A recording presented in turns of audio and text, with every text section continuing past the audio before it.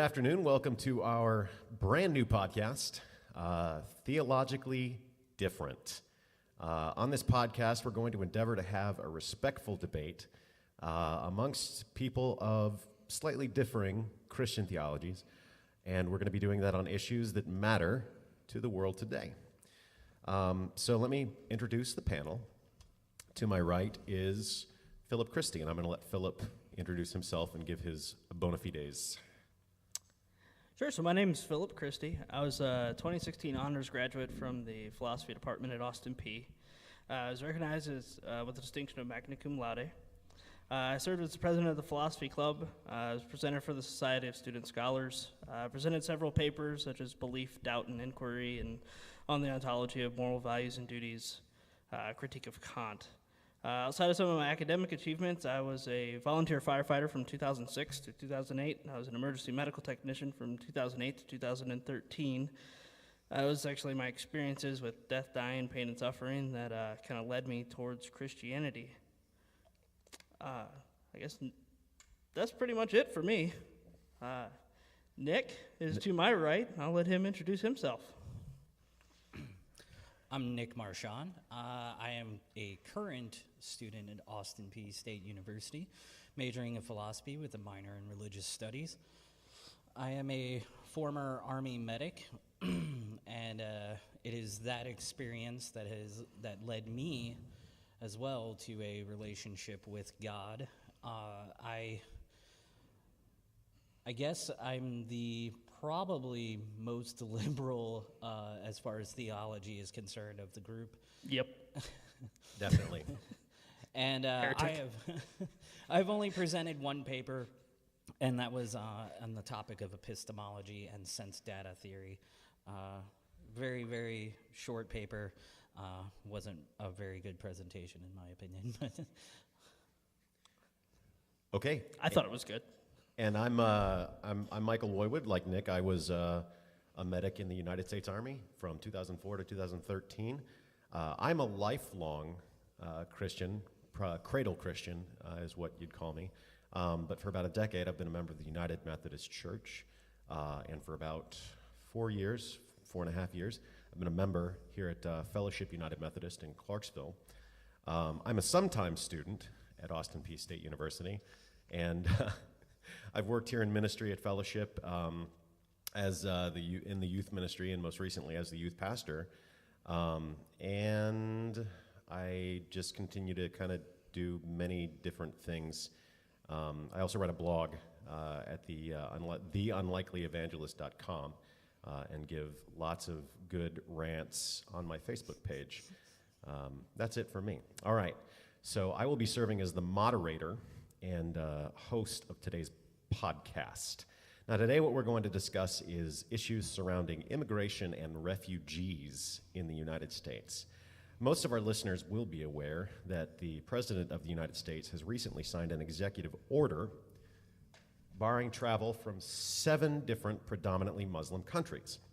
The original countries in the executive order are as follows: Iran, Iraq, Yemen, Libya, Syria, Somalia, and the Sudan.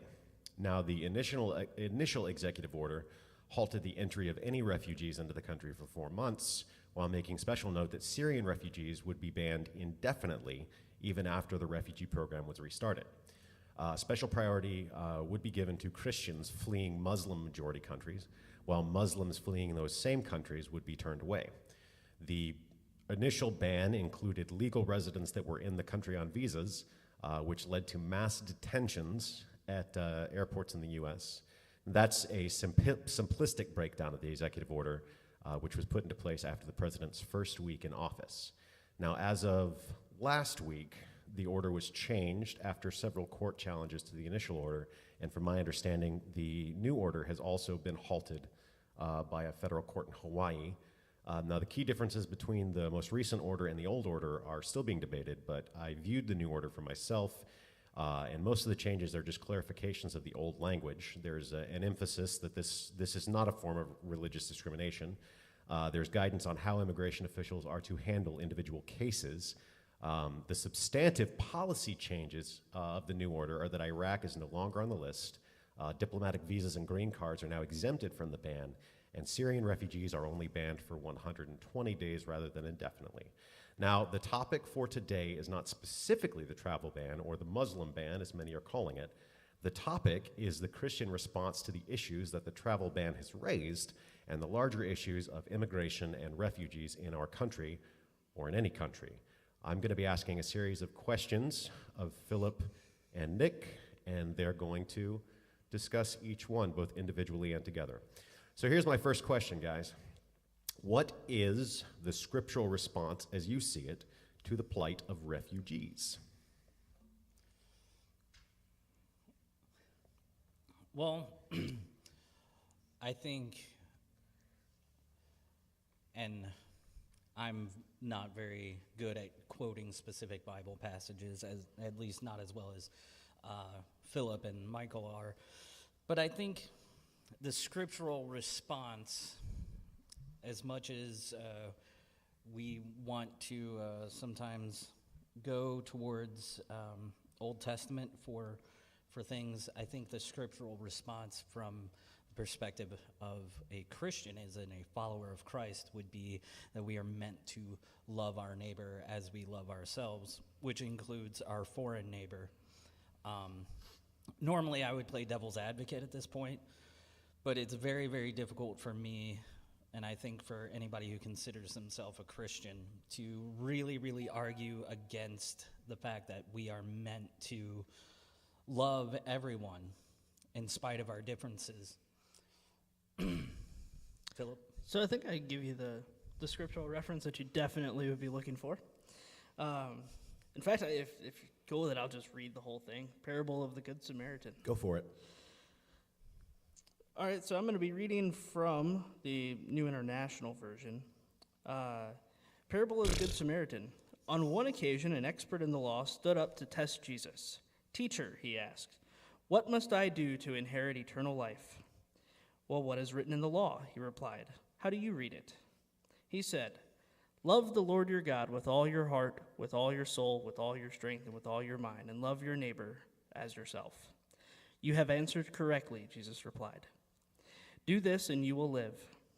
But he wanted to justify himself, so he asked, "And who is my neighbor?" In reply, Jesus said, "A man was going down from Jerusalem to Jericho when he was attacked by robbers. They stripped him of his clothes, beat him, and went away, leaving him half dead. A priest happened to be going down the same road, and when he saw the man, he passed by the other side. So too a Levite, when he came to the place and saw him, passed on the other side.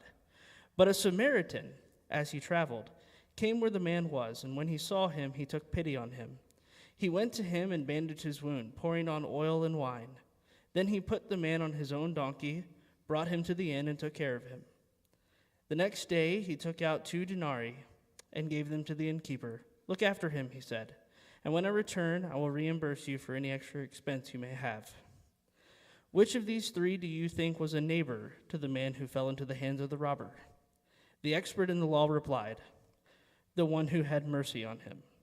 And Jesus told him, "Go and do likewise." You see, what's interesting about the Jews and the Samaritans, they hated each other. The Samaritan was the least likely person to help, to take pity on a Jew. So it's interesting that Jesus talks about the people that we seem to hate, that we're against, that seem like they may even be against us. It's interesting that he picks that one to say that's our neighbor, and that we should love them just as we love ourselves and we love the Lord. So to me, it's really hard to call yourself a Christian and look at the rest of the world and the people suffering and not do anything about it. I think this travel ban is one of the worst possible things. But it's not a travel ban, Philip. Yes, it is. It's horrible. And I don't think you can call yourself a Christian and reject refugees. I just don't. Okay. I'll just do a quick thought, and just to mention, as I should have mentioned before, I am the only one who's seen these questions. I wrote these questions, So Philip and Nick are answering kind of off the top of their head. So if there's a lot of breaks in conversation, that's just them thinking. So my thoughts on it from a scriptural standpoint and a Christian standpoint is that throughout the Bible, the Old Testament and our own New Testament, you see these constant commands from God to welcome the stranger as though they are one of you. And it's constantly God reminding the Israelites, the Jews, that they were once strangers. They were once exiles and refugees in Egypt, in Babylon, and then among the Romans. You know, the entire history of the Israelites, of the Jewish people, has been one of exile, one of being refugees in foreign lands, sometimes in their own homeland. And so when you combine those prophetic pronouncements throughout the Bible with Jesus's very pointed lesson in the parable of the Samaritan, I think, like you said, Philip, you have this very, very clear stance in terms of people who are beaten and bloodied on the side of the road, metaphorically, in terms of suffering from war. You have a very clear commandment on what we are to do as Christians, and all people of goodwill, really, what we're all supposed to do when it comes to refugees. All right, so here's the next question. All right, so we've talked about refugees, and refugees would be people who are seeking refuge or asylum from conditions in their homeland that are dangerous. And immigrants would be people who are not necessarily fleeing that kind of pronounced violence, but who simply seek residency and citizenship in the United States for opportunity. Do you see any significant difference between the appropriate Christian response to refugees and the appropriate Christian response to immigrants? I guess for me, it's honestly, I do think there is a little bit of a difference. I think when you have a refugee crisis, there is a moral response. One that this is going to just kind of universally apply to everybody. But an immigration response just to try to sort of better yourself, or I don't really know exactly what I'm trying to say. I guess what I want to say is something more along the lines of, if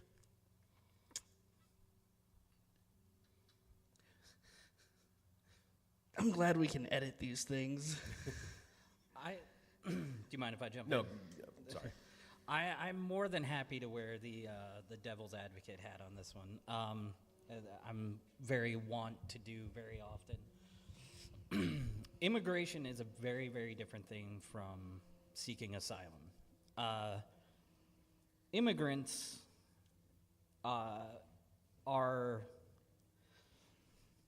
they're costly, to put it frankly. They're costly in a number of ways. But I think the response to refugees and to immigrants can be very different for a Christian, because refugees, asylum seekers from war-torn countries like Syria, or even Bosnia and places like that are that experience turmoil and death, and citizens are just dying in droves. That's those people need help. Immigrants, that's a different story. I mean, it's a very common argument is that, well, we're a country of immigrants. Yes and no. First of all, we were a country of conquerors when we started. Like, we didn't come here as immigrants seeking a better life. We came here because we wanted more land. Stop it. So, hey, some did come as immigrants. Stop it. You're being dangerous and controversial. Speaking of my Scottish family who came here as immigrants. But yes, there have been people who came here seeking a better life. But my response to that is, what's wrong with your country? Why can't you do something to fix your country? Why can't you, if you don't like the system, as somebody who, very often I'm accused of embracing the system too much. I am somebody who believes in the system. And, if your system of government isn't working or not benefiting you, then that's your job as a citizen of that country to make that country better, not to just up and leave it. If my sink breaks in my house, I don't just go to a new house. I fix the sink because I want water. Immigrants can make their own countries better by staying there and by working within the system or overthrowing the system if you have to change things for the better for everybody else. It's become this sort of this attitude of well, I don't like where I'm at, so I'm just gonna go to someplace else. Well, if you don't like where you're at, then you need to change where you're at. You need to make where you're at better. Philip, you look like you have something. You got anything else, Philip? I do, actually. So what do you think of the idea? Okay, so one, I guess my first contention would be something along the lines, I don't know if Christians really should or have a position on immigration, because I think immigration and refugees are definitely two completely different situations. Immigration is something that's due to the law of the land. And I'm not exactly sure what Christians' role should be in government and producing the laws of the land. As Jesus told us we're supposed to submit to the laws of our land. So the question of immigration, I'm not sure that there is some sort of hard and fast, direct Christian response to it. Obviously, there is for refugees. What do you think of the idea of bringing in immigrants or bringing in refugees, building them up to send them back so that they can change their own place? That's not our job. But we're in a position that we could do it. So are 20 different countries. Sure, and most of those are taking in refugees, though. Well, they're taking in refugees, definitely, but and immigrants. Well, let's be fair. If you want to immigrate to Canada, you can't just go to Canada. If you're a refugee, yes, but if you want to immigrate to Canada, there is a very, very specific list of criteria that you have to meet in order for you to become a Canadian. The Sure. same applies to New Zealand, Australia, the UK. He's literally listing countries I've looked at immigrating to. You can't just move there and for in the U.S. you have to go through a process to become a citizen. Yeah. Well, but is immigration the same thing as seeking citizenship? Because some people could do some sort of temporary immigration to better themselves. Let me stop you guys back. real quick because I have a follow-up question on this, and Okay. this adds to the discussion. Do we, as Christians, make any distinction between immigrants who are here legally versus immigrants who are here in the country illegally?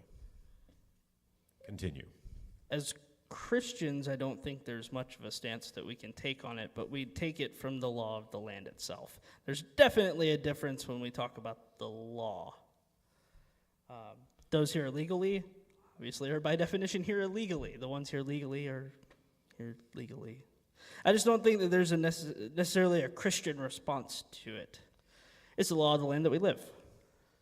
I agree. I don't think that we can make a consistent Christian response, but as a country who's predominantly Christian, I think any response that we make, whether we explicitly say it's a Christian response, it is inevitably implicit as a Christian response, because I think I may be wrong on this, but I think all of our presidents have been Christians. All of the leaders of our country have been Christians, or at the very least deist. I think there's some debate that can be made about It's a fairly popular belief system to have if you're running for president. Yeah, Yep. and I think we've only had one Catholic president. All the other ones have been Protestants. And of course that Catholic is my favorite president. So anything that we say or any laws that we make will be viewed through that Christian lens, whether we want them to or not. So as far as illegal versus illegal, I don't think that there is a distinction. I think illegal immigrants and legal immigrants came here for the same reason. Some of them just went through the system to do it. Sure. But as we know, if we take some sort of teleological approach where we're only looking at the end result and not looking at how the means by which someone gets there, Okay, you end up at... I got to stop you right there, because not everybody listening to this podcast is going to understand teleological and what you mean by that. Ends. I said ends means to ends. Okay. Okay, maybe I should explain it. So teleology is looking at the end of something. Deontology is where you look sort of at the means of how you get there. So when you take some sort of what Nick just said, talking about they come for the same reason. Yes, generally when someone immigrates, better themselves or escape something in their own place, and there's a legal means to do it and an illegal means to do it. But just as normal humans seek happiness, there are both moral, legal ways to gain happiness, and there are immoral and illegal ways to gain happiness. So I think there's definitely a difference. Okay, let me just kind of make my point here to both those questions. So first, I want to say that any response that Christians have, I think that we can probably all agree, should be rooted in compassion. Any response that Christians have to anything should be rooted in love and compassion. Do I have any major disagreement with that? No. Nick just shook his head. Okay, so when we talk about refugees, we're typically talking about people who are in war-torn areas. They're fleeing violence or political or religious persecution. But what we don't often talk about is, most, I won't say most because I don't have any data to back that up, but I would say that a significant number of immigrants who come to the United States are fleeing poverty, impoverished conditions in their own country. Mm-hmm. While you have people coming from other, what we would call first world countries or industrialized countries, you have people coming from there who are simply seeking education at a particular institution, or they're seeking job opportunities or whatever. When you talk about immigrants coming from other areas that are not as advanced or are as advanced but at the same time have poorer conditions for the average person, so they're fleeing poverty, essentially.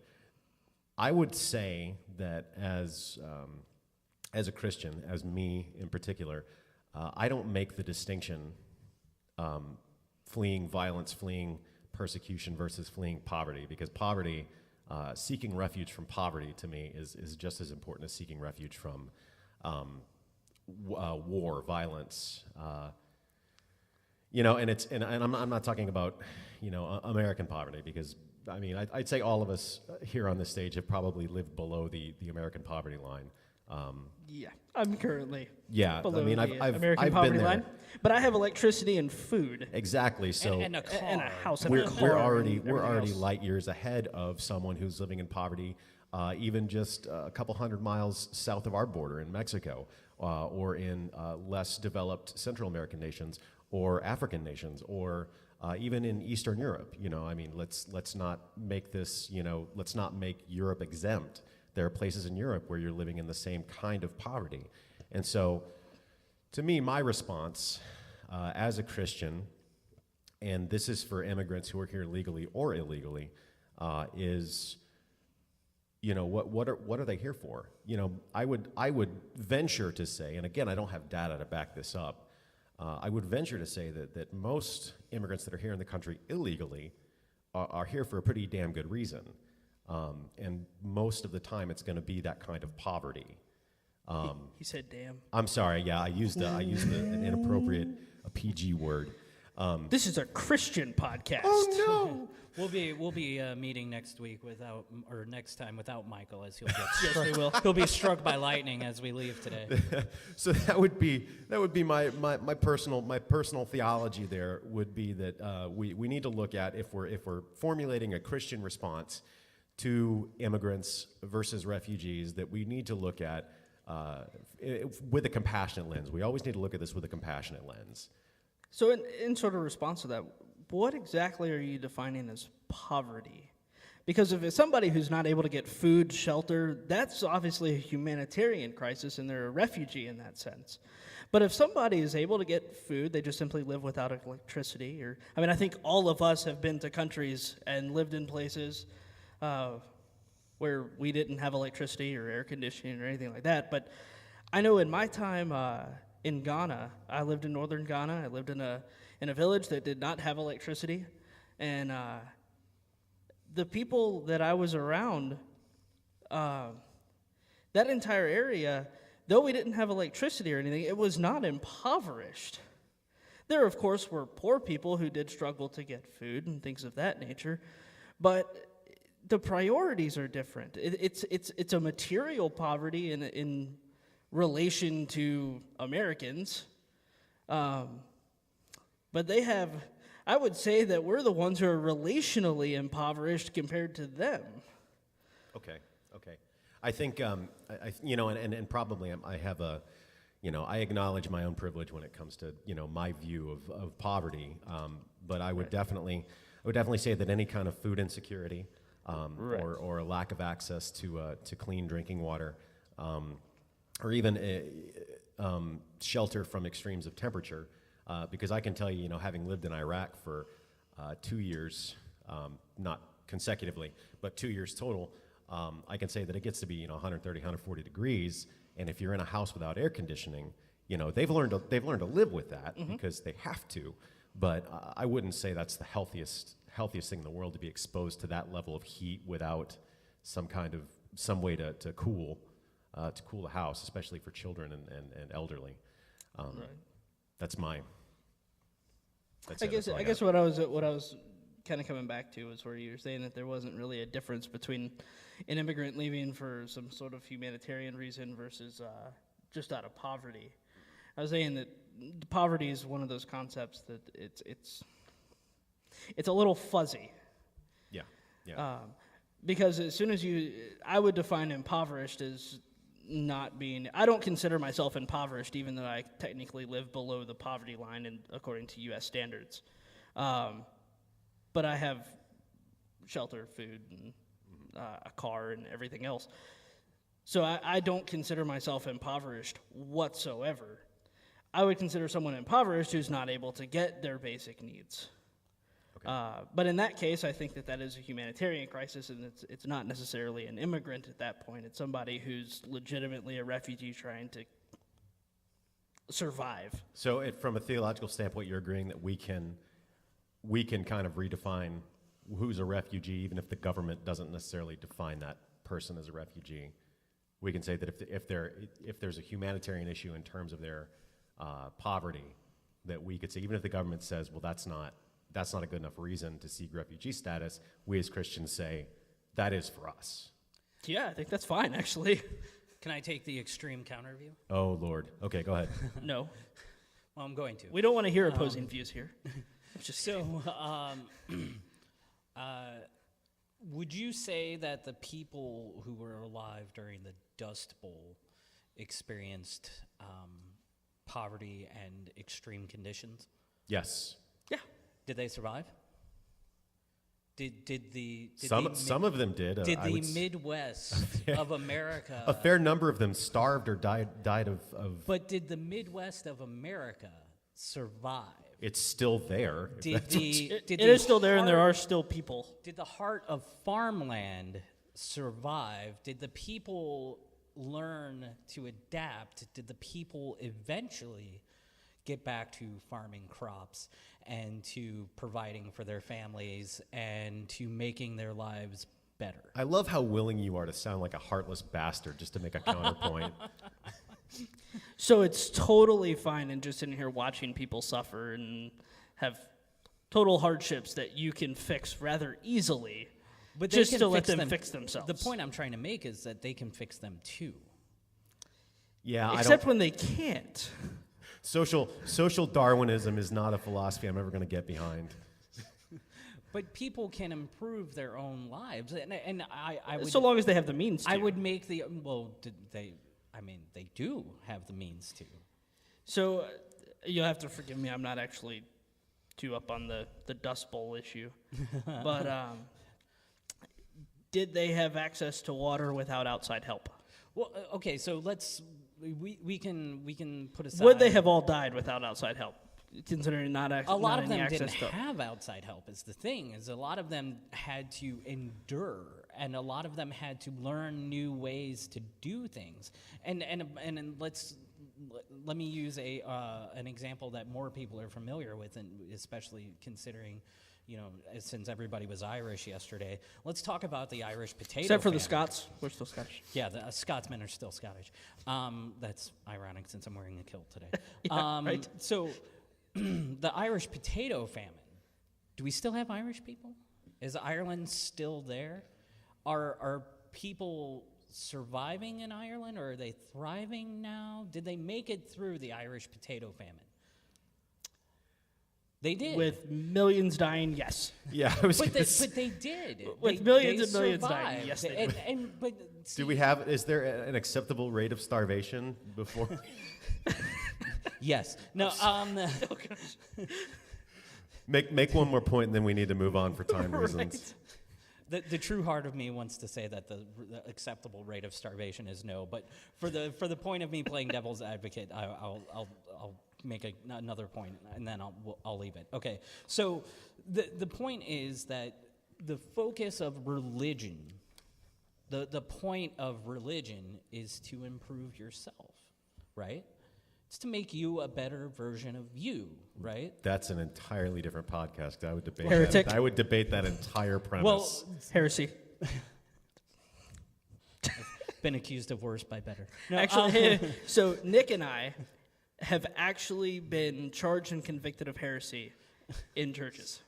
so the I think point he's is- actually a heretic, though.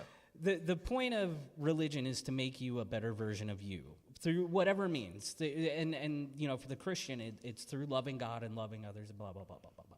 So making you a better version of you requires some effort on your part. I would disagree with that being the point of religion. I don't think it has to do with me being a better me or anything. Religion for me is trying to hold on to as many true beliefs and rejecting as many false beliefs as possible. And it's sort of how I got to it. There is a relational aspect to it, obviously. But I would say the point, I actually read it earlier. Love the Lord your God with all your heart, soul, mind, and strength, and love your neighbor as yourself. But maybe it's those mysteries of hope, love, and sacrifice, and all that sort of thing. So we're getting a little bit away from our topic. Not that that's Yeah, that's an sorry. absolutely fascinating conversation that I think we should have another time. Rabbits. Okay, so here's my next question. We have a few questions left. So talking about sanctuary churches now, let me just real quick define the concept of sanctuary church and give you a little bit of history. Sanctuary churches have existed in some form in America since slavery, before the abolition of slavery, and churches would shelter escaped slaves from being returned to their masters, which was legal at that point. That was following the law, was returning escaped slaves to their masters.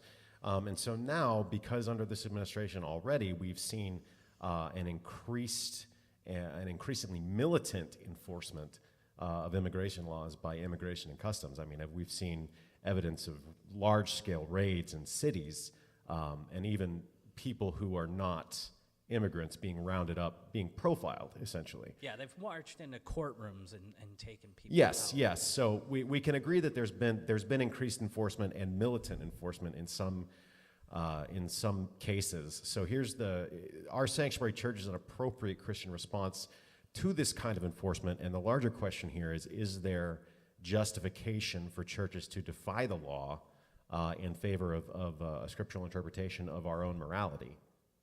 Go.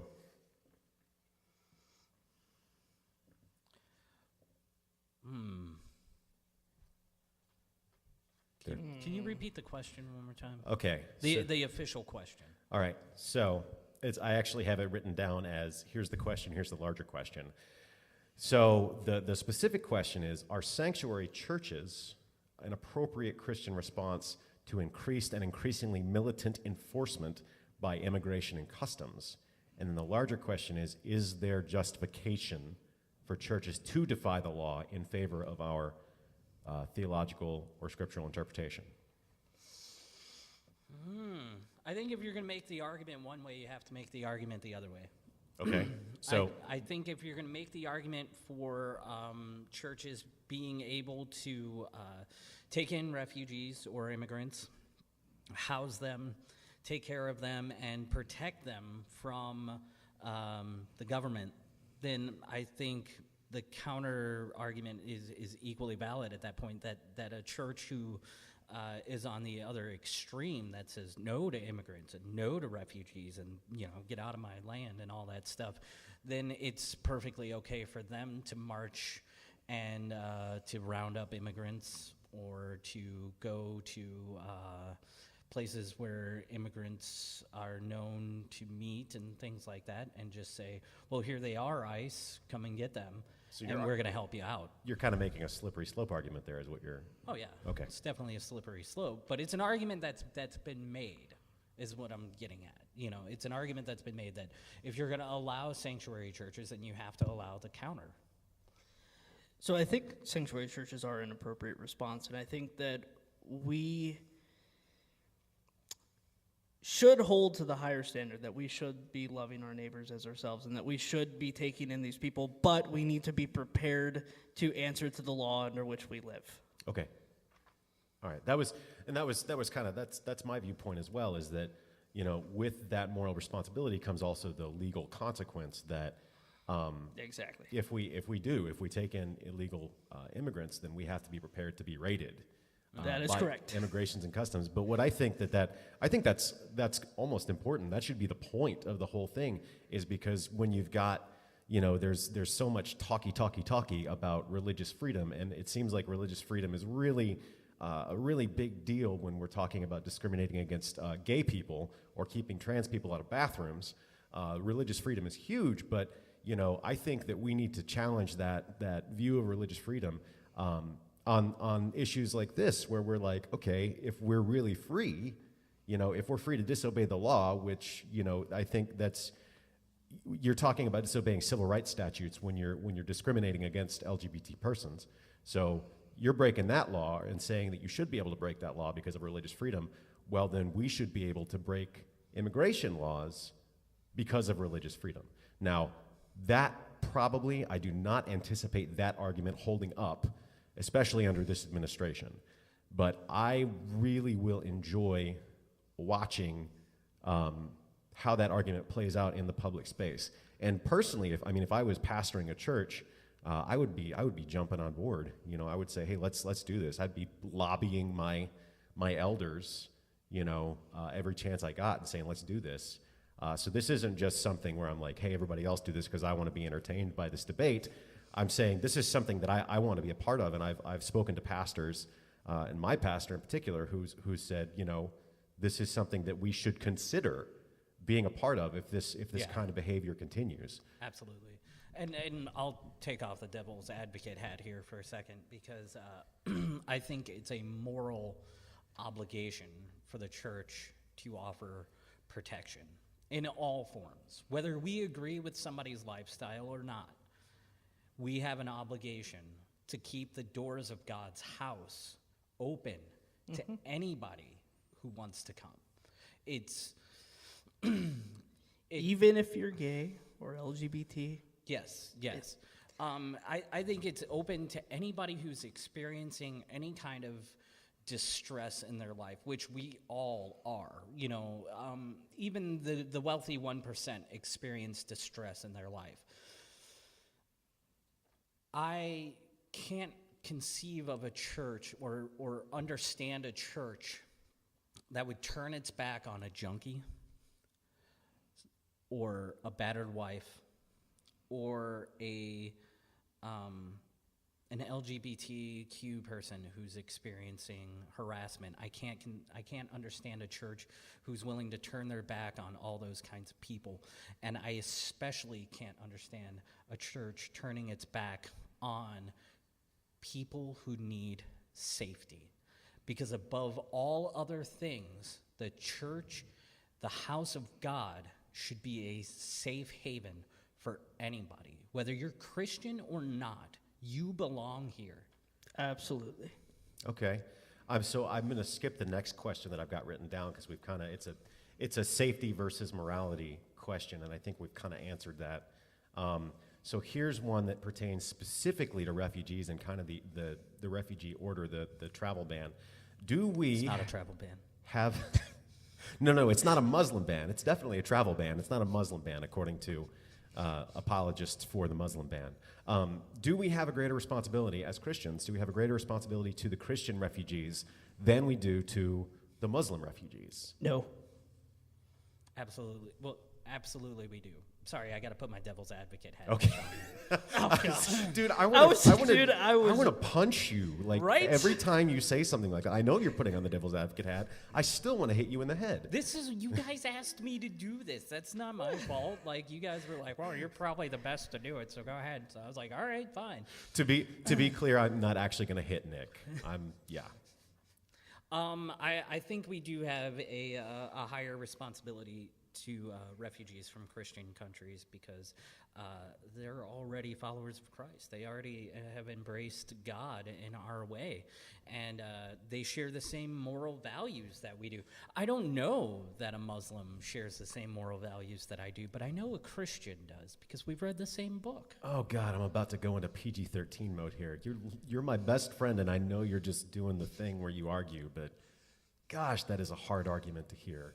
It is a hard argument to hear, and it is one that I've heard, and I'll go ahead and dismantle it while I'm at it, because here's the thing: is that God is not a Christian, God is not a Jew, God's not a Muslim, God's not a Buddhist, He's not a Hindu. Hell, God's not even a liberal or a libertarian or a constitutionalist or an abolitionist. God doesn't, he's not a foundationalist if we're going to get, into philosophical terminology. God is God, and God is the creator of all, and God sits above his creation, and God cares about the entirety of his creation. America is not a special snowflake. America is not God's chosen land. How dare you? I know. God's love for the entirety of his creation supersedes our own walls that we try to put up. Placing God into a box makes God small. That's all I have to say about that. Philip, you got a thing? I concur. Okay. We're inviting our fourth panelist. He wasn't able to be here a little bit earlier. He had a meeting with the District Committee on Ministry. So he's trying real hard. He's auditioning to be an ordained minister here in the United Methodist Church. We're very proud of him. This is Tori Dillard. He actually he was formerly a youth pastor at St. Bethlehem United Methodist Church here in Clarksville, and he's now running the youth center, kind of attached to Aaron United Methodist Church in Aaron, Tennessee. So I'm going to let him take a stab at this question. I'm going to repeat the question for you, Tori. Do we have a greater responsibility to Christian refugees than we do to Muslim refugees? Do we have a greater responsibility to Christian refugees as we do to Muslim refugees? Yep, that's the question. Well, first, I say sorry, I was late about all that, but let's see. I would say no. I think we have the same. I think they're both the same. Why do we have to say that Christians deserve more than our fellow human beings?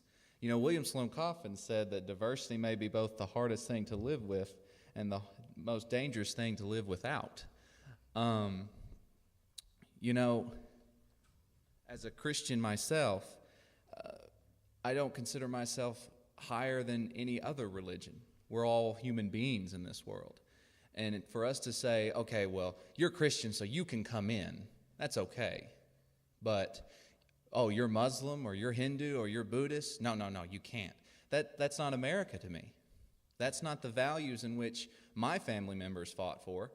That's certainly not the values that I believe most men and women fight for today. That's not the ideology of America that I stand for, at least.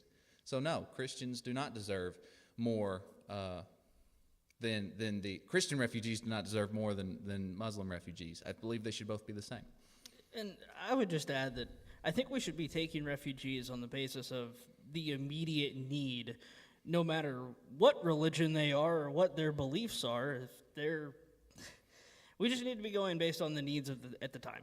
Okay, yeah, and I was, what I'm thinking of here is number one, from the standpoint of an American, because we can't separate, ourselves from, we can't separate our Christianity from our nationality. I mean, we're meant to live Absolutely. in the world, but not of the world. Absolutely. I get that. I understand that. But we still live in America, and so I think Yes. that all of us have some form of opinion when it comes to our national responsibilities. And I think as an American, we have never, ever, ever imposed religious tests for anything. That is anti-American to the extreme. We do not impose religious tests, period. And the second thing I would say is that when you look at the situation in Syria or in Iraq, anywhere where radical versions of Islam exist, or even radical versions of Christianity, where you've got these Christian militias going around killing Muslims, which it's a thing.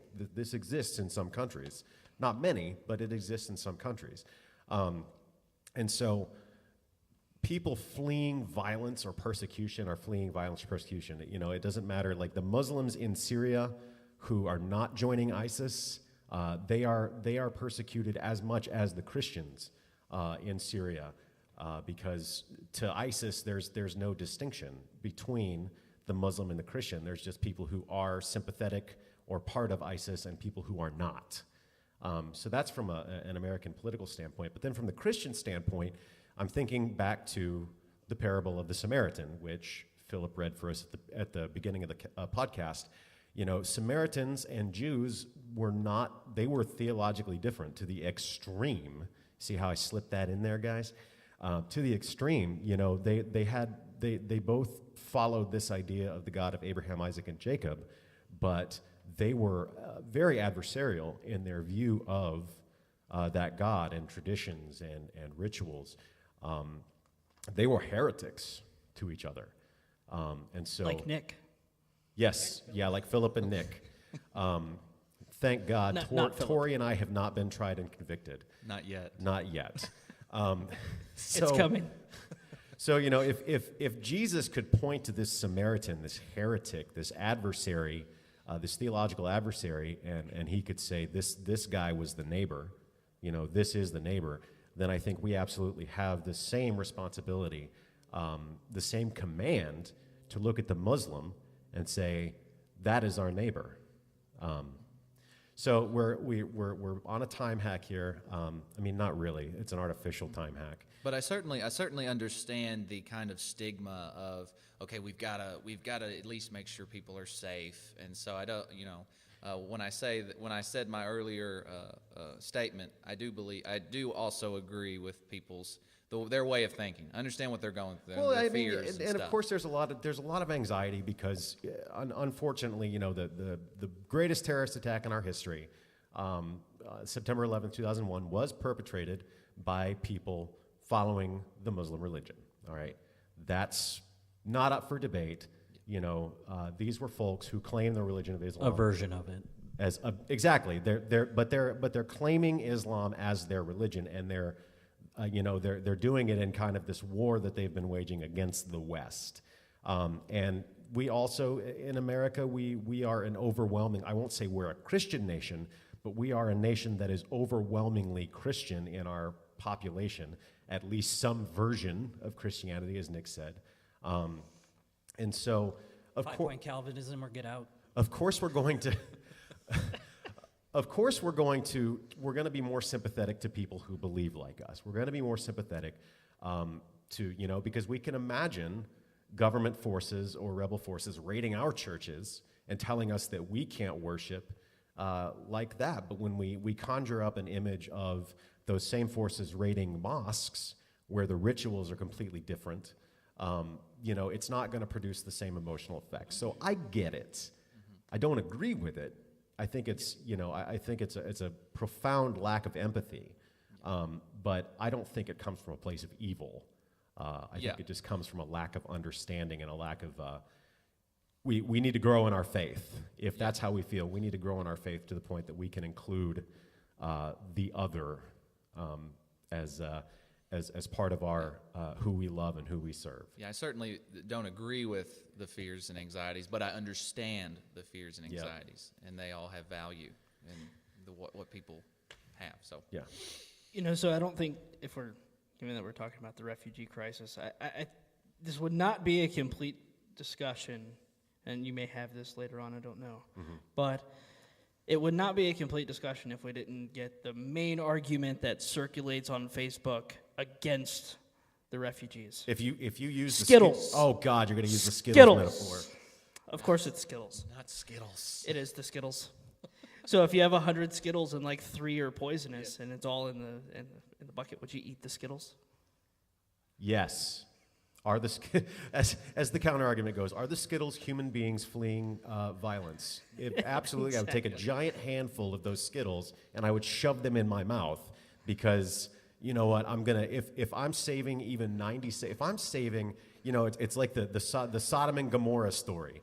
If there's even one righteous man, or 2 righteous men or 10 righteous men in Sodom, then God will spare Sodom. If there's even 2 or 3, if I can save like 5 women and children by taking a bunch of terrorists in the country, then I'll take the risk.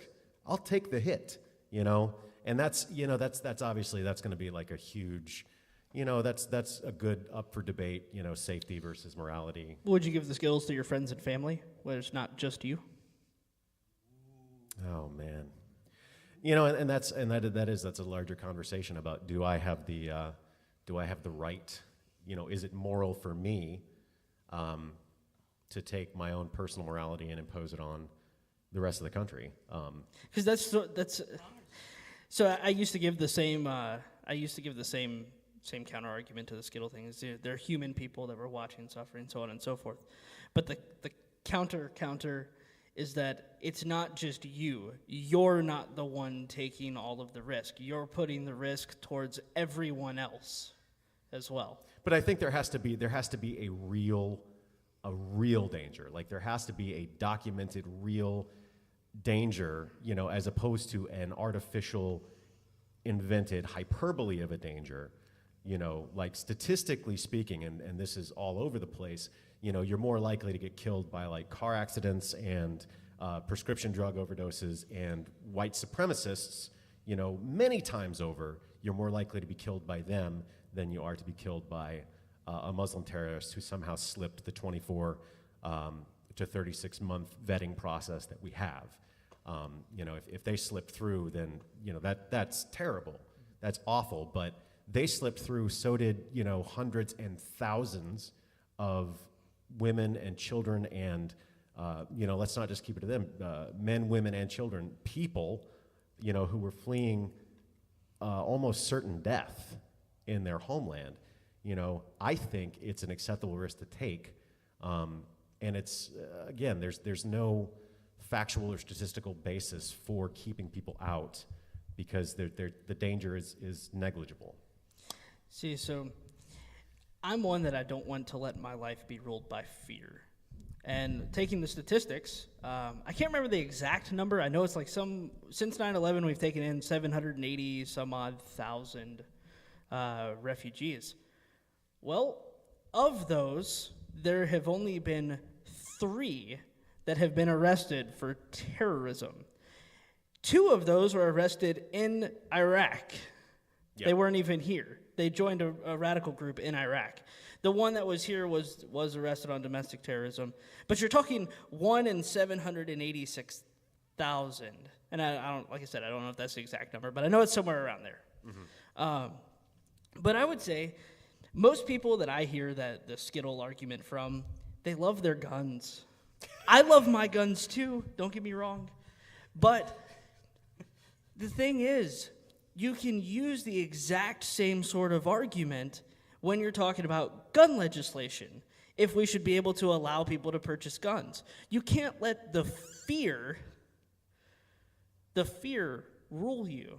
Just because somebody has the capability of doing something, or there's a small, and I do mean very small, chance of somebody actually going out and doing some horrible, horrible things. And that counts for guns and refugees, by the way. Very small chance. You don't let the fear take away your liberty. I'm gonna let the gun thing go because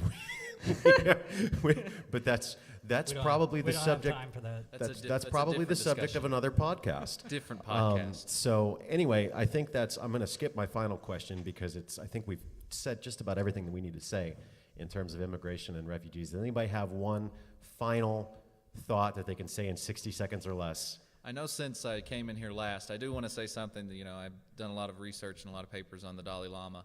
And I think what he says, and people a lot of conservative groups like to mold this into the way they want it to sound, but the Dalai Lama definitely believes in taking in refugees, but also educating them and supporting them and making them healthy, and that way they can go back to their country and then help them build their country back up. I think that's something that not too many people are talking about. They're not talking about taking in these refugees, helping them, and then educating them, re-educating them to show them what freedom looks like and what love and grace looks like, to the point where they're not struck down by extremists for, not doing everything by the law, and then allowing them to go back and help them rebuild their society. Well, I will just say, kind of in closing, that I think the most important thing is that they're safe first. That Exactly. we create Exactly. safety for them.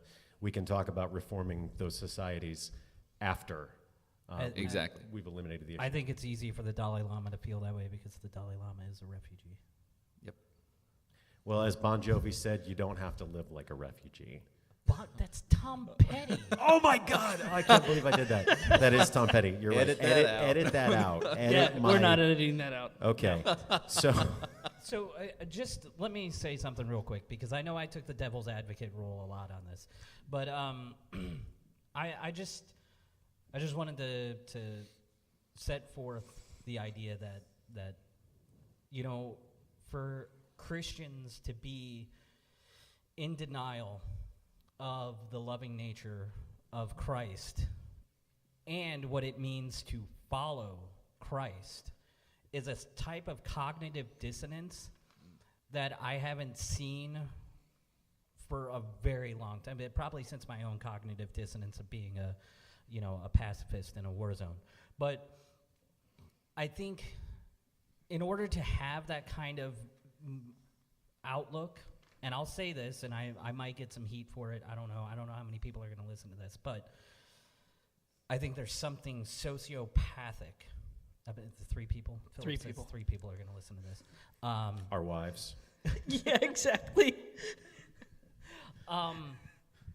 There's something sociopathic about that, about denying people basic living conditions and denying people a basic right to life. There's something deeply sociopathic, and if you have that moral worldview, then I think there's something wrong with you.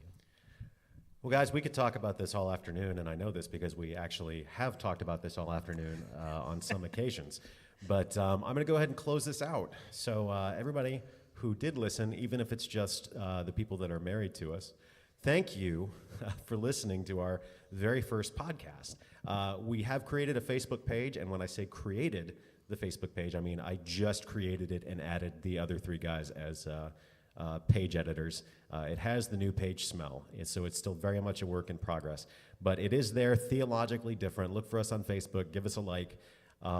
We're going to have a new podcast for you soon, within the next couple of weeks, and we will hopefully be discussing at that point with all 4 of us the Christian ethics of war. So until then, thanks again for listening. Thank you to Philip and Tori and Nick for being part of the panel, and just from here until then, engage, debate, and keep being theologically different.